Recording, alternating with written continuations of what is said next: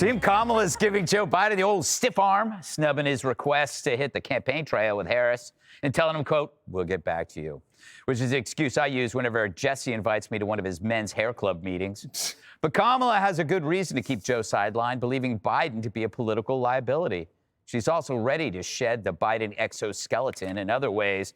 Harris aiming to clean house of his staff, bring in her own team if she wins the election. Jessica, media's claiming if Harris wins, she's going to clean house. As is her right. Yeah, kind of sexist and racist. Just because she's a woman with a dark complexion, you assume she's a house cleaner. Why aren't you speaking out about that, Jessica? Where is your outrage? I had not thought of that truly depraved angle, so thank you. Yeah, if she wins, then she should have exactly who she wants to have in there. There are big rifts between Obama and Biden world, and they had a very successful 8 years together. That's all completely normal. My expectation is, though, again, that the media is amplifying something that isn't as much of an issue, because Joe Biden knows, as well as Nancy Pelosi knows, that winning is the most important thing. And frankly, his legacy is going to be more damaged than anyone's if Kamala ends up losing. So I'm sure he said to her the same thing Pelosi said to House members: if you want me to campaign with you, I'm there. If you want to call me the devil, go ahead and do it. All we have to do is win. I do think that one element of the story, though, is interesting, that the Biden folks feel as though she's underestimating his appeal with certain groups and that he could be used in targeted ways. Like, he has very, very high approval rating with senior citizens. Hometown demo for him, blue-collar workers. So I hope that he will be dispatched like that. And he has been out there. He's in New Hampshire. He's been in Pennsylvania. But he should definitely be used for that kind of stuff. He's very popular at the funeral home industry Yes. market. You know, the Judge, how do you clean house if it's the house that brought you in?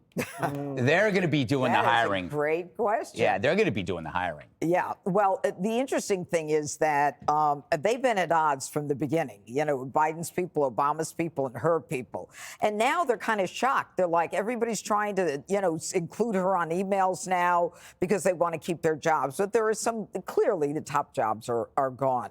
But I think that this whole thing with Joe Biden, I mean, the last time Joe Biden came out, you know, he was into lock him up talking about Trump. I don't know if that was a good thing for Kamala, but they keep saying, we're leaving these days open, Kamala. If you want us to come out on the campaign trail, we're happy to be there with you. But she can be, and he can be, and I agree with Jessica on this. Joe Biden can be helpful in some areas, like in Pennsylvania and in Michigan, and she's not taking advantage of that. She is weak in those places. He is strong. You know, working in with the unions. She could have used Biden, who's a strong union guy, in Michigan, and she didn't do that.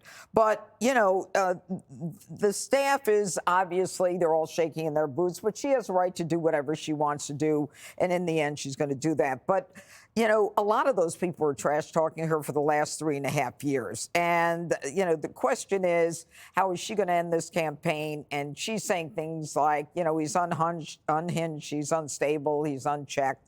And apparently one of her own PACs, Future Forward, is telling her to tone down the anti-Trump fascist rhetoric, which I think is kind of interesting because they don't think that's working for her.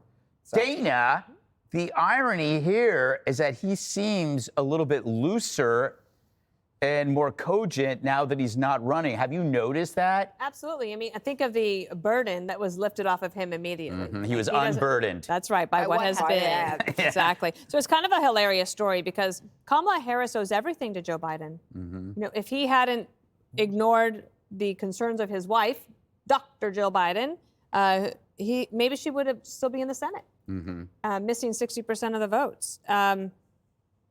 I was going to make a point about that Future Forward thing, too, because the PAC cannot coordinate directly with the campaign under the law. So they had this frantic, like, sending of smoke signals this weekend, like, ma'am, your message about fascism, it's not working. Please change your story. And I think also the point about the staff is funny. How many times have we done stories about here? I think she's had 3 full staff turnovers Yeah. since she was vice president, and that included campaign staff. Yeah, I mean, her turnover is almost as bad as yours, Jesse. It's comb-over, not turnover, Greg. I think the Trump-Pence relationship's better than Biden-Harris at this point. No. Do you remember when the Republicans were the dysfunctional party, when they were bouncing McCarthy and Nikki and DeSantis were tearing into Donald, and then the donors were like, why can't he be more presidential? They're still probably saying that, but Just privately now. imagine staging a coup and still losing. Burning through $1 billion? Kamala Harris has to certify Trump as the winner. Clooney has to raise money for Joe Biden's presidential library. Joe might have to pardon his son. It's going to be great. Nancy Pelosi might be under investigation for insider trading. That's not revenge. That's accountability, Jessica.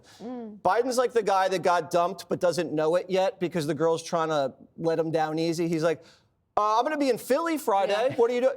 Sorry, have plans. Well, what about New Hampshire Saturday around lunchtime? Also busy again. Well, okay, I'll be in Pittsburgh on Sunday. Just stop by for a little while. I just want to see you. And then they show up. They just show up at your port, and you go, what are you doing here? And you get a restraining order. Exactly. Ugh. I think that's called like breadcrumbing Is in it? dating, where you breadcrumbing? like send a text and then 3 days later you're like, oh, I didn't see that you replied. I've done that because I'm a coward when it comes to that. I'm not confrontational. All right. We learned so much. Coming up next, Michelle Obama following in Barack's footsteps, guilting dudes into voting for Kamala. Click here to subscribe to the Fox News YouTube page to catch our hottest interviews and most compelling analysis. You won't get it anywhere else.